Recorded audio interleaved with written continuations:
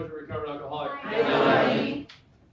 It is a real honor to be able to do this, and I mean that. Let's start talking about my childhood for a minute. You're right, this microphone is great. I'll be brief. When I called Myers and asked him, he just needed to know the date. That's it. There was no question. He was willing to do this. 36 years in, still sponsoring, still going to meetings, still helping people, and still showing up. What more can you say? I love this man. Myers?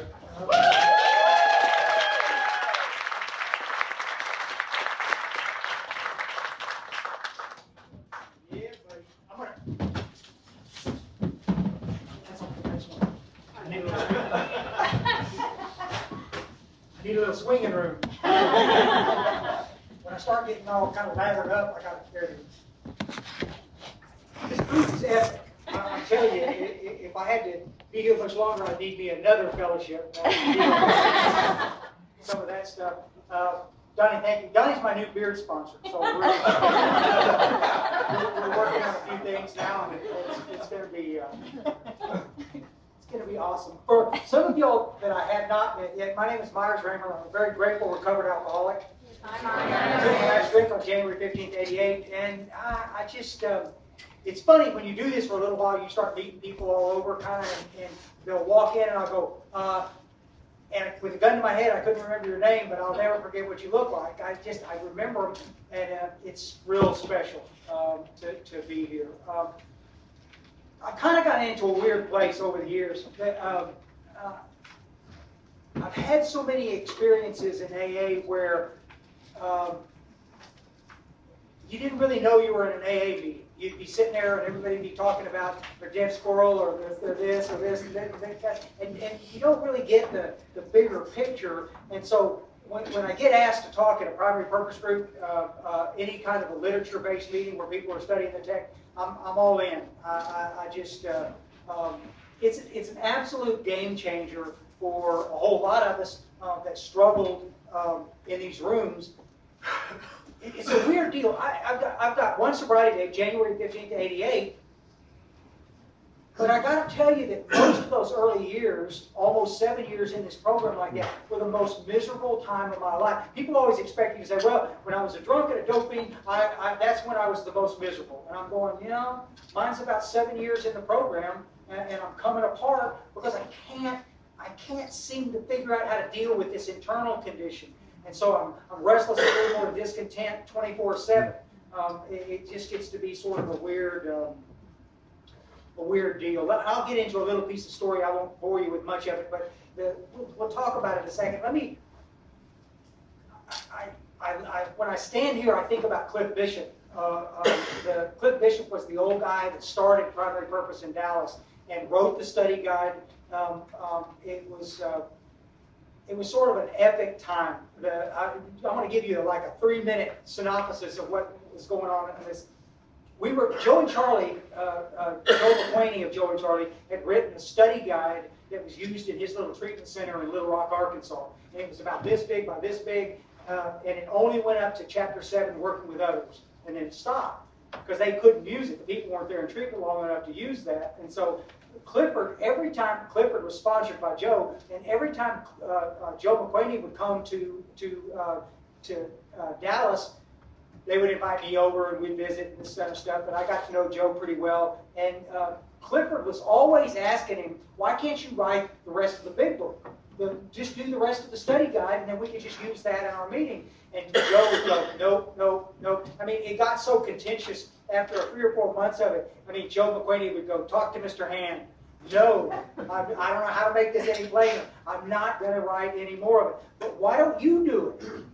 And Clifford looks at me and goes, "Well, you reckon we could do it, Myers?" And I said, "Oh, dude, I don't have time to scratch my butt. I can't do it. I can't do it." And he said, "But I will do this. If you can get it written, we'll print it and bind it. Because I'm a book binder by trade." So he said, that's a deal. We'll do that. And so he started writing. And then he started bringing pieces in. And we started, just going through it on a group level, which was fairly interesting for a while. you think some of those meetings can be chaotic, you ought to try doing it with like brand new, with we don't really know for sure what we're doing or this kind of stuff. But he was keeping notes on the comments that we made. He was keeping notes on this stuff. And but it took us 2 years to put it together and get it kind of codified. And then we wrote it, got it all done, and it was like magic. The difference between what we had been doing and what we were doing now. Heather and I were laughing earlier like that. I'm telling you, I got. It's funny how many men and women I've seen walking out of book studies, and they look like they've been bitch slapped in there. I mean, they're just kind of reeling, going, "What just happened in there? What did?" Y'all ever notice that if you hang around AA long enough, if you come in, you stay sober for a year, and now all of a sudden you're an icon. I've been sober a year. By 2 years, you've got your own chair. By 3 or 4 years, you just play this kind of game like this. And so somebody said, who's?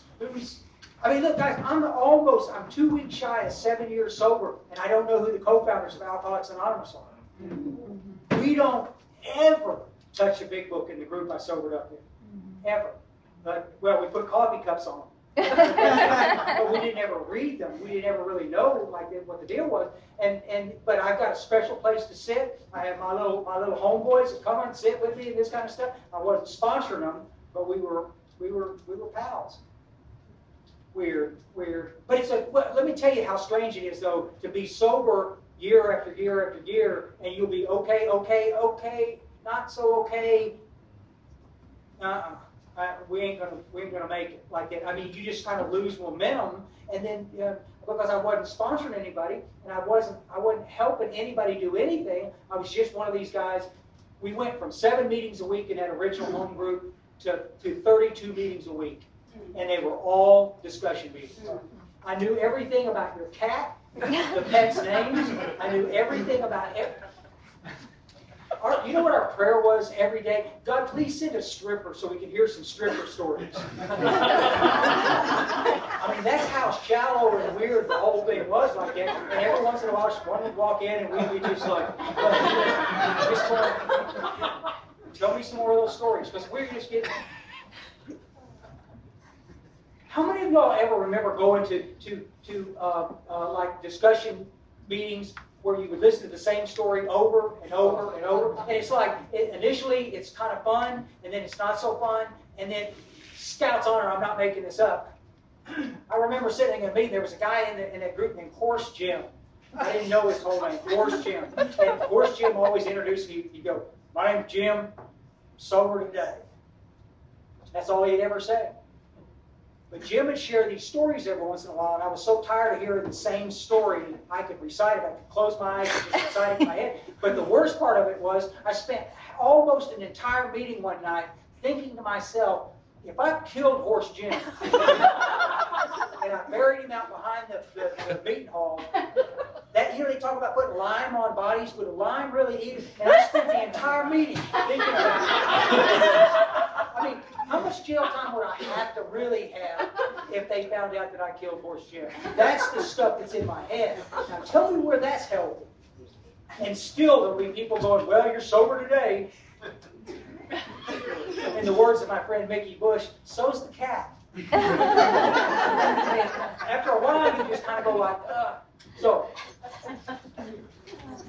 at 4.5 years sober, I'm starting to manifest some strange things in AA. I can't seem to, the only thing that seems to scratch that itch that's internal with me is buying stuff.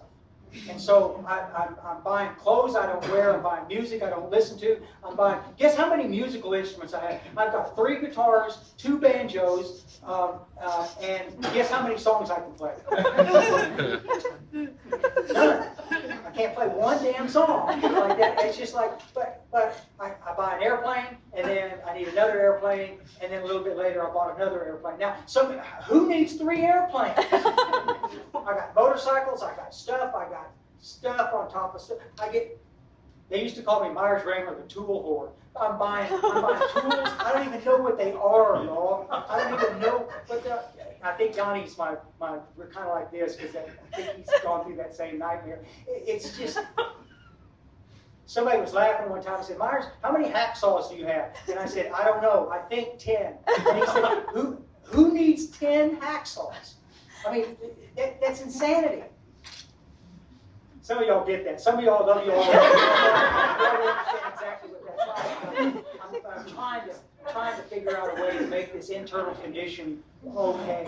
And I'm getting this anxiety attacks are starting to happen. I left my truck parked in the middle of the freeway above Dallas twice because I was trapped in traffic and I was panicky, and I just got out, walked down the shoulder of the road with my truck in the middle of the road. I mean, that's how scared I was. And then they give me a bunch of anxiety meds, which is kind of interesting and fun. And then the depression hits, and now I'm dealing with these suicidal ideologies that I don't know where they're coming from. Every day I get up and go, is today the day I'm going to kill myself? And my wife, God love her, I mean, she's just the kindest, gentlest lady, and she's looking at me going, what are we going to do? By that time, we had another baby girl. We'd end up having another one, too. So I've got 3 little girls, and they're terrified of me. It's like, how many of y'all have ever left a meeting thinking you were a spiritual giant, and before you got home, you were wrapped around the axle about something and telling yourself the story over and over and over again like this, and you walk in the house and you're just an animal? Well, that's sort of me most nights when I'm coming home. And they don't know what to do. My wife has now asked me kindly if I would sleep in the other end of the house, and I said yes. I didn't know what else to say. So I'm in the little bed at one end of the house, and she's down there, and my daughters have disappeared in the house. I don't ever see them. When I walk in, you can hear their little feet running down the hallway, downstairs, and they're gone. And they just because they don't know who's coming home. Is it going to be a nice guy, or is it going to be a POS? It's just one of those deals. The suicidal stuff got so serious that I called Chris one night. My twin brother sobered up a couple of months before I did, and he's moved to the hill country where I live now. And I called him and I said, I'm in some real trouble. And he said, you've been in trouble for years. And I said, he was sponsored by Mark Houston, so you can kind of tell where that whole thing was going. And he just said, you're going to have to get hooked up. And he said, did you ever call Cliff Bishop? And I said, no. And he said, damn. And I said, Cliff, I don't have the number anymore. And he said, I'll send it to you. And so he called me back in a minute and gave me the number, and I went and saw Clifford. Now, I'm not going to get off into a bunch of the story, but I want you to understand that Clifford was 1.5 million years old when I met him. he was old as dirt, and he was just real direct. He wasn't like, I had me a lot of homies in AA land. I had a lot of buddies and stuff, but Clifford was the first guy that would just look at me and kind of go like, dude, and he would ask me these questions. We were laughing at it a minute ago. He asked me who the co-founders of Alcoholics Anonymous are, and I don't know. He's asking me these hard questions. I think he's trying to embarrass me. All he's trying to do is get me to admit that I don't know. If I could have just said, dude, I'm screwed here. I don't know what to do. But I couldn't do it. I was so full of myself, I just kept pushing back. Anyway, eventually he said, would you give us 3 months? Just come study with us for 3 months, and we're gonna concentrate on the big book. And I was thinking, I remember walking out of there that day, and there was a piece of me that was elated that somebody had wanted to stick with me and help me. And there was another piece that was going 3 months of studying the basic text. I'd rather cut pieces of me off with a dull knife. No, I can't do this. But the reality of this stuff, though, is that I did. And within 2 or 3 weeks, I started connecting dots and realizing that there was so much more. How many of y'all have ever been in that situation, or you know people that have been in the situation where they've sold themselves short in AA? We sort of buy into the AA light routine, where if I can just go to some meetings, check it off the list, I'm going to be okay. And that kind of stuff, one of the very first eye-opening things when I started studying the text is that there's nowhere in the big book that it says that if you go to enough meetings, you'll stay sober. It didn't say that. We just stay sober one day at a time. The book never says that. The book says we live life one day at a time. I mean, we stay sober for good and for all, but we live life one day at a time. I mean, these are game changers when you have a head full of AA light over here doing this. Let Let me ask you a question. How many of y'all have ever talked to somebody who said, well, maybe you felt this way too, I don't know, that AA is the same everywhere you go? People used to always say that because I traveled some and with work and stuff, and they would go, oh, I bet it's so cool you get to go here, here, here. I bet AA is so cool. And I'm going, sometimes it is. And they go, what do you mean sometimes? And I'm going, guys, AA is not the same everywhere you go. Listen, there are geographical areas where you go to and you can't even recognize AA. I mean, I've been sitting in meetings where I've been going, and I'm looking at the door. There's a little circle triangle on the door, and I'm going, I'm in the right room, but everything is so weird what they're talking about and how they're conducting themselves and this sort of thing. And you just kind of, it's traveling opened my eyes and changed my optic on the bigger picture of what our program looks like. And each one of us gets to make that decision. If AA Light's okay, rock on. Just don't teach it. Just shut up. I don't want to hear it like that, because there's so much misinformation out there like that. People say, well, I don't understand. Okay, so do me a solid. Okay, the next time you're in a meeting, I don't care where it is, the next time you're in any AA meeting, sometime during the meeting, close your eyes. Just close your eyes completely and just sit there for a second and listen to what people are saying. You'll never hear anybody say anything mean. You'll never hear, and the rooms are full of the kindest, gentlest people in the universe as a general rule. Like that, I love the people in these rooms. But guys, you'll be in situations where you hear things and you'll go, wow. When you because the problem is the confusion. The Crosby, Stills, Nash and Young did a song when they were, this is 50-something years ago, said confusion has its cost. And it does, y'all. It does. Pay attention to it sometime when you see. Picture yourself sitting in the meeting brand new and listening to what you're hearing like that.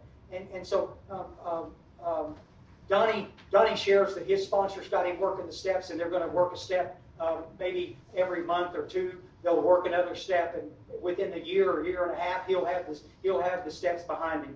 And then somebody else down the road, like that Heather, she said, well, my sponsor later when she shared, she goes, my sponsor's got me working the work, and we're doing the whole thing in about 35 or 40 days. Now, I'm the new guy sitting in the room. I'm just sitting there brand new like this going like, how am I going to do this stuff? And I've heard two absolutely conflicting pieces of information. And then you've got the rest of the room going, there's no right way or wrong way to do this. Au contraire. Because I'm tired of burying them. I mean, it's amazing I'm not trying to spank anybody, but I'm just saying sometimes we settle for things that we shouldn't be settling for. Sometimes we need to realize and understand that unless you have something to set the baseline, then what you're going to set the baseline with is opinions and ideas. And you may be in a strong group where the opinion and ideas are cool. But what if you're in just a non-stop discussion hell and you never get it like what I did?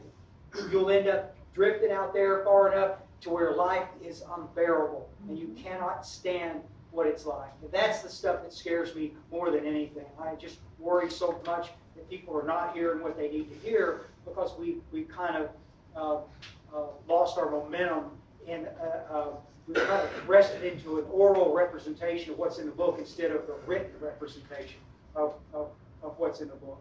How many of y'all have ever heard of a cat named Don Fritz? Now, some of y'all, sometimes when y'all are done looking at weasel porn or something. Sometimes when you get to a place where you've got a little extra time like that, go Google Don Fritz, Denver, Colorado, and listen to some of his old talks. Ross Melanson, my buddy, has got a bunch of amazing talks that Don did. But in an early talk that Don had done, he said something that kind of blew me away. He said, I'm really concerned these days because we seem to be talking more and more about sobriety and less about recovery. Two huge deals, y'all. You can be sober and not recover. You can be sober and crazier than a crap house rat. I mean, you can be nuts like that. And this is the reason why it's so important that we sort of, pay attention to this stuff. Fritz he started these book studies in the Denver, Colorado area, and he started another one and another one and another one, and he started over the years dozens of them that morphed into all kinds of stuff like that. It's just, How about a cat named Alan McGinnis? How many of y'all have ever heard? Alan McGinnis was around 60 or 70 years ago, and he wrote, he did a talk that they turned into a transcript, which became a pamphlet called A Member's Eye View of AA. Y'all ever heard that like that? There's a little piece I want, it's just one paragraph long, I just want to read like that. I think what's important on this is, I'm going to read it, you'll see what I'm talking about, but I want you to connect up with that this thing was written 60 years ago. Is when he was writing this stuff, and it just kind of right over the top of our heads. We weren't listening to what he was saying. Now, this is Alan talking. There's a widely held belief in AA that if a newcomer will simply continue to attend meetings, something will finally rub off on you. And the implication, of course, is that the something which rubs off will be the so-called miracle of AA. Now, there is no doubt in my mind that many people in AA accept this statement quite literally. I've observed them over the years. They faithfully attend meetings, faithfully waiting for something to rub off. The funny part about it is, the something that is rubbing off of them is death. They sit there week after month after year while mental, spiritual, and physical rigor mortis slowly sets in. Yeah. Guys, listen, that's my story. That's my nightmare. When I read Alan's stuff on this thing, I almost wept because I realized this guy understood 60 years ago the crap that I was going through. Nobody meant me any harm. I had to just simply and finally accept the fact that I was too lazy and too selfish and self-centered to actually take a piece of text and read it and understand what it is that I was supposed to do. Because once I started looking at this, I began to realize that there's a world of recovery that I'm not even dealing with. My prayer and meditation life sucks. I'm carrying the message to no one. I sponsor no one. And I wonder why I feel so brittle in AA. And I think some of you guys can relate to that stuff. So let's talk for a second about what works. We were having breakfast with Joe McQuaney one morning like this, and he said, Myers, he said, let me ask you a question. He said, do you think you could overcome self by exerting more self? And I went, absolutely. Y'all already know me really well, okay? And I said, absolutely. And I remember him looking at Clifford, and he went like this, and kind of like, he looked at the tabletop, and Clifford looks back at me going, come on, you're embarrassing me. And I go, I don't know. And I said, so you're talking about the big book and all that. And I said, but that's pretty complicated, isn't it? And he goes, it's not. He said, you're making it more complicated than it is. And I said, well, can you make it simpler for me? And he said, oh, I would love to. And he said, this is about time with God and time with God's kids. And I'm waiting for him to say what's important. Like, and he goes, no, that's it. That's the what I'm talking about like that. What does your prayer life look like? How much time are you spending with your Creator? It's a great question, you see. And listen, I'm epic at prayer. As long as there's a blowtorch right up against my butt. Seriously, I'm all in. God, come on. Come on. A homeboy, right there. But what if I'm okay? Mm-hmm. You know, what if she said, you want to come back down to the big bed? Yes! I'm fine. I'm okay like that. And working with God's kids, really? I mean, that's optional, right? That whole 12-step stuff's optional, right? And he said, go look at it again and tell me what you think is optional. It's not. Some of you, especially you guys that are already studying the text, how many times, because the book is full of reoccurring themes, how many times in the big book does it say work and self-sacrifice for others? Now, I don't know. I don't want to fill in anything for Bill Wilson, but I don't think just showing up at a meeting to talk to your homies is work and self-sacrifice. But you'll hear people say that all the time. Well, I go to 4 meetings a week. I don't think that's what they were talking about. Oh, I think it's what they were talking about.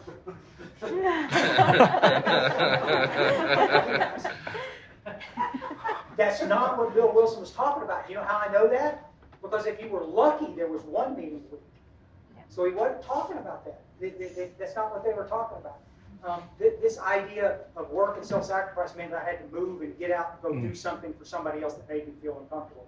And let me tell you, we all remember the coolest things in our life. We met the epic gal or the epic guy, or we got the great degree or the great job, or we had the fine little kids. We all remember those things like that. But I'm telling you, the moment that you wake up and realize that your ability to help other people is a game changer for everything else that goes on in your life, you'll go, holy cow, who knew? One of the other things that got me was a conversation with Joe McQuady one time when he said, Myers, he said, one of these days, and I don't know when this is going to be. Now, mind you, I've been a part of that group for 2 years. I'm right at 10 years in the program. I've still never sponsored anybody, and I'm still kind of playing these games with stuff. I know the book pretty well, but I'm still playing these games. And he said, Myers, one of these days you're going to wake up and you're going to be amazed at what you see.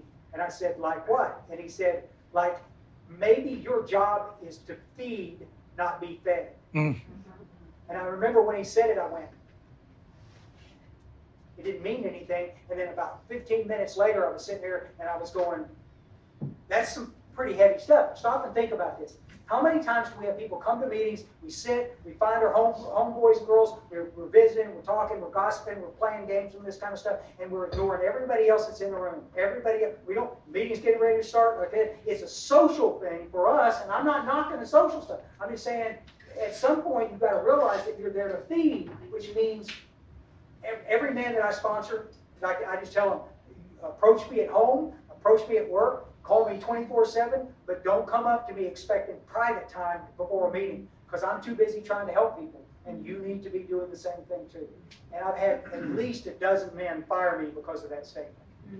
I need you to be available when I'm...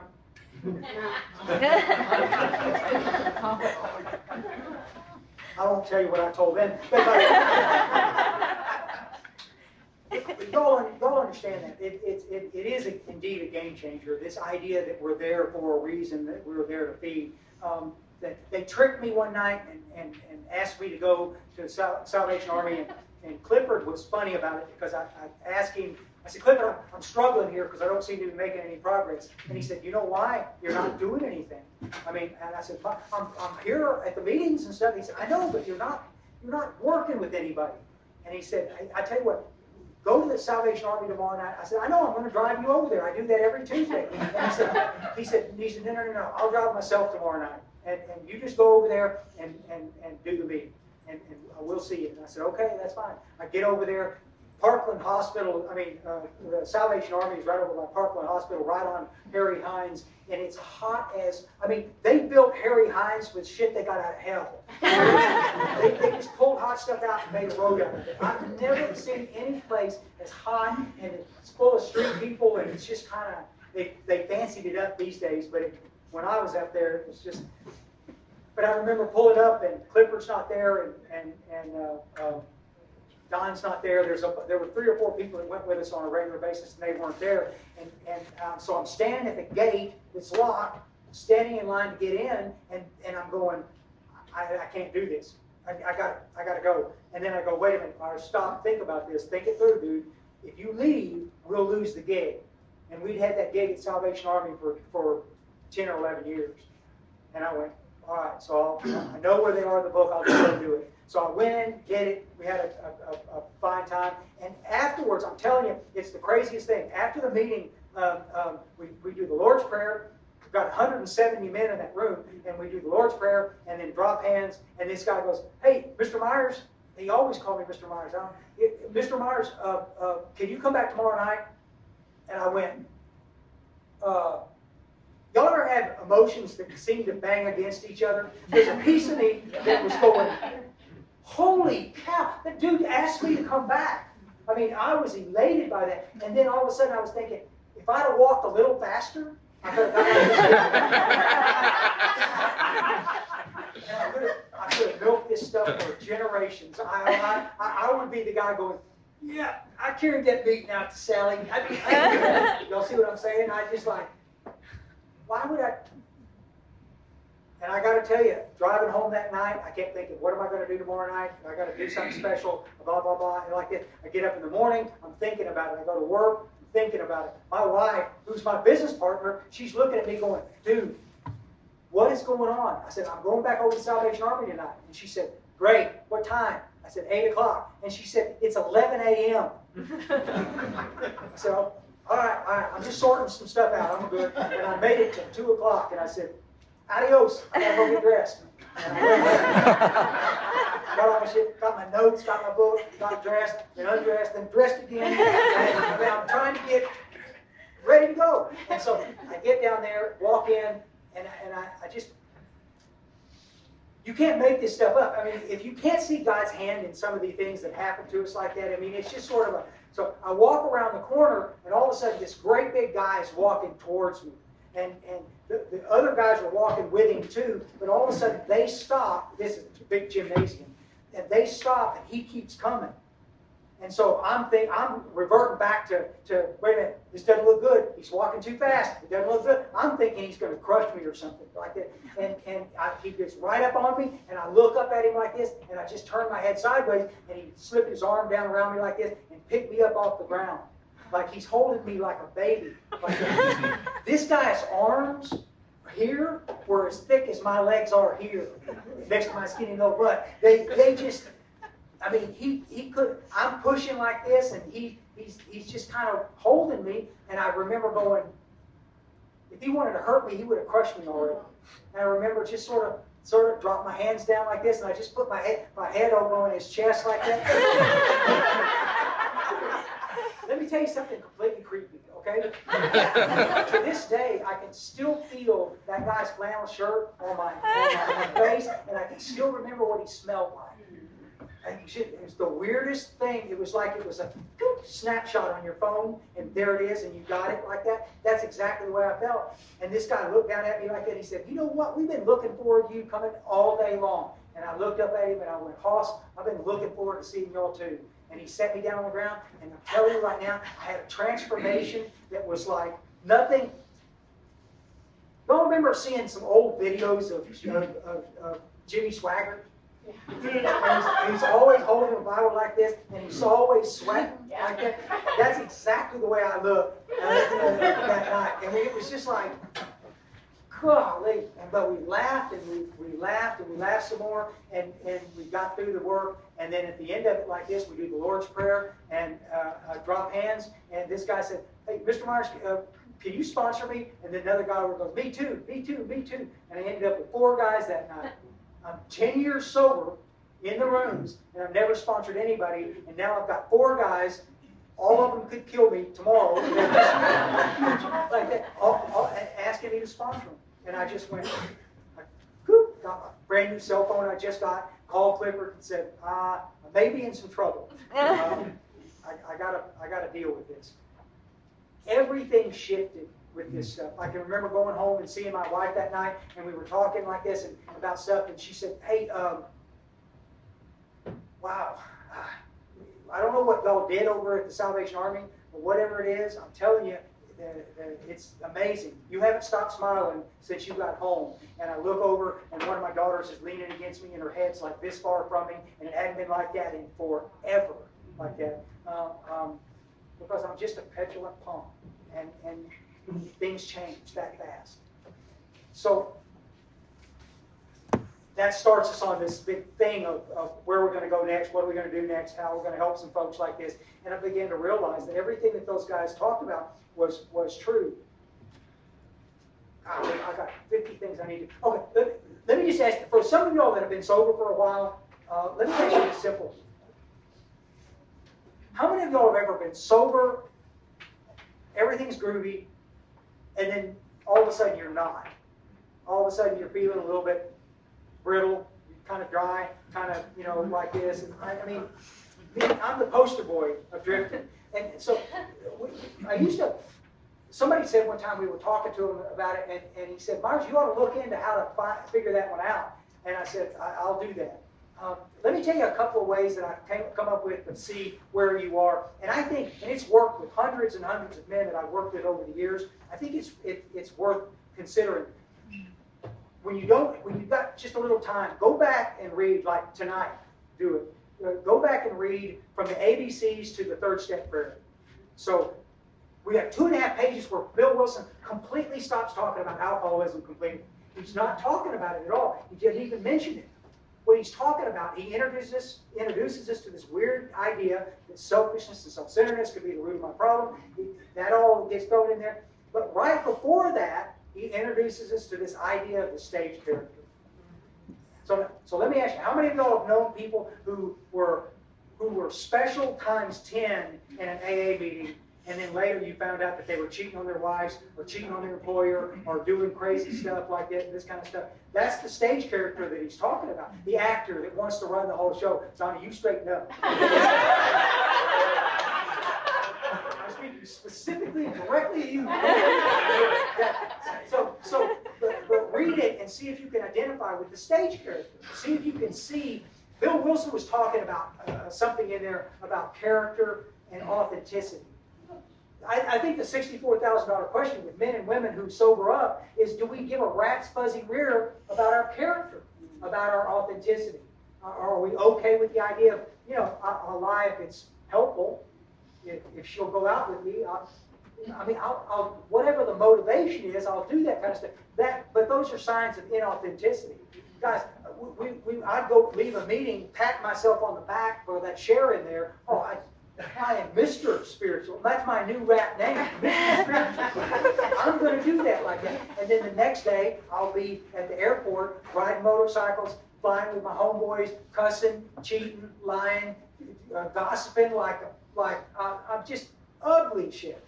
Did you hear what that meant? Ugly. That's the stage character that Bill Wilson was warning us about and trying to get us to see. And you can drift right back into it. It's something that has to do a lot with your prayer life, what that life looks like, with your work and self-sacrifice for others, what that looks like. Let me tell you maybe the best way I know to see if you're drifting sideways. Go back and read any group of promises in the big book. Any little group of them, 5-step promises, 9-step, 10-step, whatever, any little group of promises. Read some of those and see. I'm going to skip down here. I'm on page 75, halfway down the page in these little 5-step promises. We can look the world in the eye. We can be alone in perfect peace and ease. Our fears fall from us. We begin to feel the nearness of our Creator. We may have had certain spiritual beliefs, but now we begin to have a spiritual experience. The feeling that the drink problem has disappeared will often come strongly. We feel we're on the broad highway, walking hand in hand with the Spirit of the universe. Wow. Hand in hand with the Spirit of the universe? So y'all stick with me a second. Either Bill Wilson was full of crap, and he wrote these just to sell books. They didn't really mean anything. They were just rhetorical. That's a possibility. But what if he didn't mean that? What if he meant that they could manifest? And for some of you that I've known for some periods of time, I've watched that manifest. I see it in the way you walk. I see it in the way you talk, in the way you behave. This is magic stuff. Read some promises, and if they've manifested, super. If they haven't, super. At least you know where you are. It's the confusion that drives everybody crazy, and it drives you, and eventually will get you killed or drunk. Like, this is the reason it's so important. Like that, we just need to know where you really are. I did a talk someplace, and somebody came up afterwards and said, I got one more to add to that list. I said, what? And he said, ask your wife. And I went, I wish I hadn't asked you. But a little bit later, when I got home, I said, hey, Londa, let me ask you a question. And I explained to her what I was doing like this, and she said, do we have to have this conversation?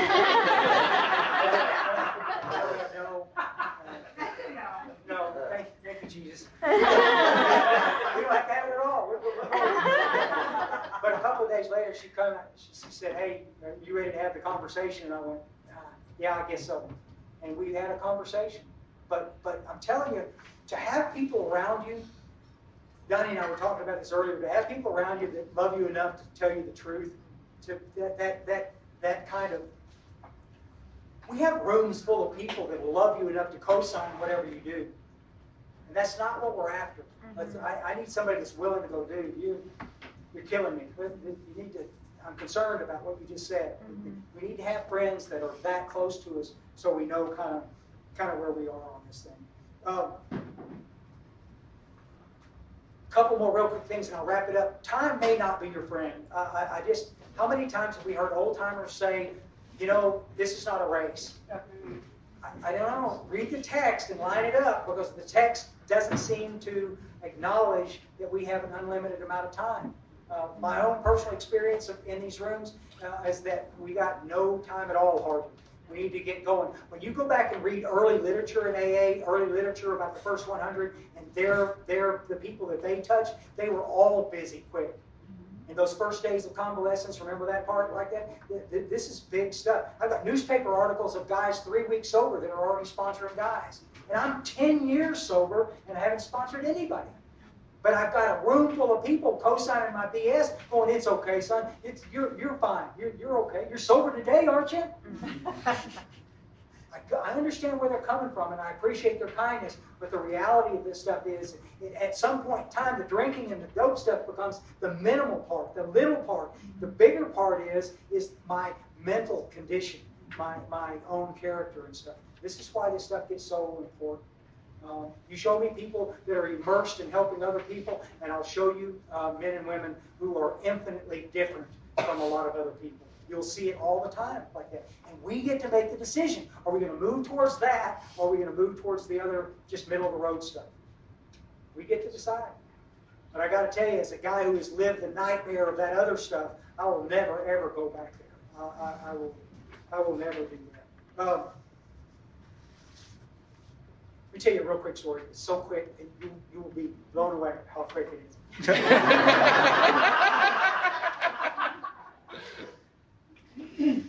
In Dallas, there's a real fancy group that asked me to come do an anniversary talk for them, and they were real fancy. I'd never been over there. They're way fancier than me, so I'd never been over there. And so it's raining cats and dogs when I got over there, and I'm parking in the parking lot. I can't see, and then there's some people sitting out front. They got a little butt hut in the front of this place with a big glass wall there like this. And so I get out, I walk out, I'm dressed just like this. Maybe just like this. I get out, walk over there like this, and I jump up on the porch, and there's like 8 or 9 people out there, and it's real quiet, and I'm going, wow. Woo, man, that rain. Hey, is this a such and such group? And this guy goes, yep. And I went, okay, cool. And I stand there, kind of looking around like this, and I finally go, this is not fun. And so I go, I want to go on inside. And so I reach back and I can't find the door to get in. And I'm going, guys, I can't find the door. Is there another door on the other side of the building for to get in like this? And this guy is sitting right there smoking a butt like this. He points over his shoulder just like this. And I go, and there it was. There's a handle about this big on that very big glass door. I saw it, opened it up, went inside. Sat by myself for 20 minutes inside that room, and nobody said a word to me like this. Got done with that, finding one of the guys from my home group, the Primary Purpose Dallas, came in, sat with me, and pretty soon there was a couple other people that came in and sat, and then I did my talk. So I'm not going to rag on these guys. I'm just saying it's an uncomfortable deal. I felt that's the night I invented the term spankathon. Because I was feeling kind of frisky that night. So 3 weeks later, I'm at Saginaw Group in Fort Worth. I'm going to tell you who they were, okay? And I pull into the parking lot. They've got a butt hut out behind the building that's pretty big, like a pergola type thing. And there's about 15 or 20 people parked that are sitting out there smoking. And so when I pulled up in the parking lot, I get out and I'm messing with my tie in my side window, and all of a sudden this arm grabs my side, and I look around, and all 15 people have come out from that pergola, and they're grabbing me, and they were putting their arms around me, and they were walking me into the deal. And then they walked me inside and introduced me to everybody that was inside the building, and it was a laugh-a-thon. I'm telling you, I laughed so hard that afternoon I thought I was going to throw up on them. I mean, it was insane how different that was like this. And we had the time of our life.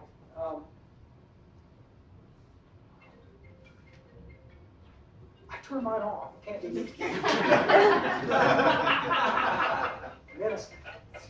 So the way y'all see my ringtone, Londa gave it to me. It's Lizzo. Where the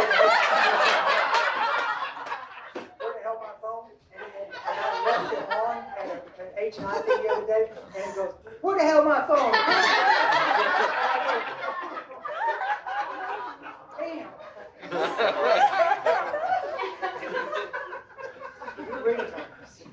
the only reason I bring it up, the only reason I tell you the story, y'all, is because what if your daughter was in AA for the very first time? What if your son was going to AA for the first time? Somebody that you really love is going in there like that. What is it that they see? I took Christopher to a talk that he did. He hates driving at night since we got old, but he's blind in one eye, and so he just doesn't want to do it. And so I said, I'll drive you over there like that. And I sat out in a butt hut with people smoking like that for 20 minutes. I sat out there with those people, and not one person ever came over and said, hey, I haven't met you yet. Who? Let me just tell you, if you're struggling with working with people, I get it. If you're struggling with anything, I get it.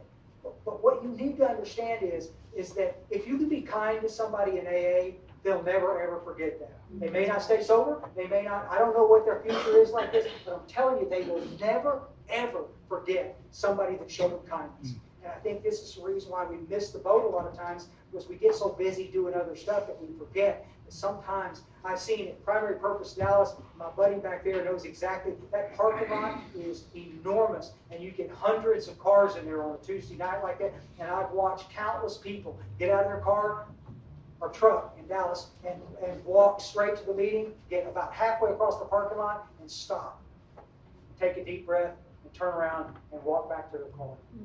It's just too much. It's just too much walking into a meeting that big. And I get that like this. And I'll be running my skinny ass out there and catch them and say, come on, let's do this thing. Whatever you can do to keep them there and hold them with that stuff, this is huge. When you're in a meeting and you don't know a lot of people, walk around and look and see who's reading big books. If you see somebody reading a big book before the meeting, say something to them. Nobody goes to a meeting to read a big book. Nobody like that. They're reading a big book because they're uncomfortable. They're not hooked up with anybody like that. My favorite deal to do is walk up and go, hey, that's a pretty good book. That's a cool book you got there. What's your favorite part? Oh, I don't know. I just got it. I've just been sober a couple of weeks. No, kid. Dude, let me show you what my favorite part is. And I turn over to page 44. And we agnostics. If, when you honestly want to, you find yourself, or if I'm going to qualify them while I'm standing there in front of them like this, and then I'm going to invite them to come sit with me because the meeting is going to get really big. I'm going to invite them to sit over there, and I'm their new best friend. And I can help them understand how the meeting works, what's going on with this thing. And then David's sitting over there. I said, go and move your stuff over there. I'll be there in a minute. I'm looking around the room. Oh, there's another.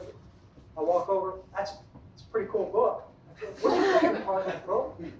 The same thing. I've scripted it for years and years. I've never changed any of it like that. But I'm telling you right now, it is amazing. Thursday wraps around. We got another meeting. I walk in. Guess who my new homies are?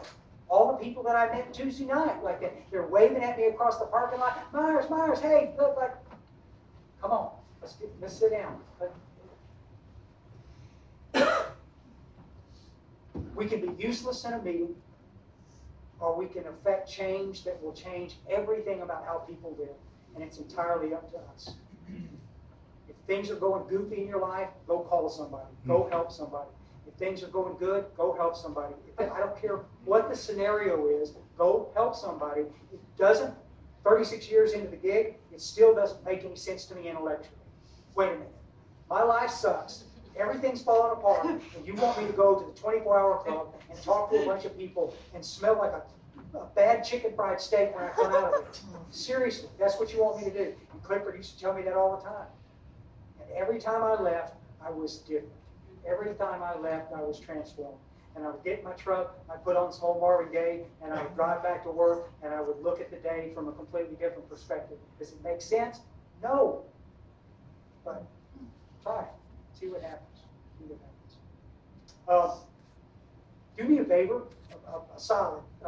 Some of these guys know how to get a hold of me real easy. If there's anything I can do downrange to help, I got tons of stuff that I can send you, cool things to read. My buddy Yale wrote an epic collection of spiritual stuff. It's like 40 pages long, but it's some of the coolest stuff you ever saw in your whole life. And we can hook you up, and it'll give you a little time to spend with God. There's a guy in our group that calls God Big Homie, and every time he says it, I always laugh and we were talking one night, and he said, you know, I was talking to my sponsor today, and he said something that really got me going, and it made me laugh. He said, if God was your girlfriend, would she be happy with how much time you're spending with her? And it made me laugh, and then I went, wait a minute. Yeah, maybe I ought to think about it from that perspective like that. If you want to build a relationship with anybody, you got to spend some time with them. And so if God's gotten second, third degree way back in the corner, like sometimes I'll talk to him, get a do-over. Just hit the reset button like that. In the morning when you get up, find someplace quiet, leave the damn phone laying where it is. Don't pick it up. Don't pick it up. Because you get sidetracked. All it takes is one goofy, oh my gosh, don't pick it up. And then just spend a little time with God and see how quickly you'll get back into that discipline of the 11-step stuff and how important it is. All right, I need to officially stop right there. Thank you.